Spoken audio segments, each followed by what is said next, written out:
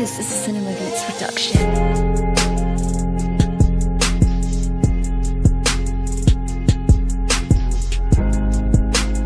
Remind me next time to wear like a face mask or like a bandana, because this wind is strong. Like, it's only 46 degrees, which by itself isn't that cold, but when you add the wind chill, like the rest of my body is fine.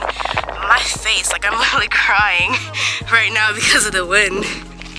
Cars pass me like, what the hell is this girl doing outside when it's like super cold? But guess what? It's never too cold for a nice jog. It's never too cold for fitness. It's beautiful out here. It's so hard to like stay focused while jogging because of the scenery, and I just get so captured by it. And being a photographer, I just want to take pictures of everything and like forget about running, but I'm out here for a purpose.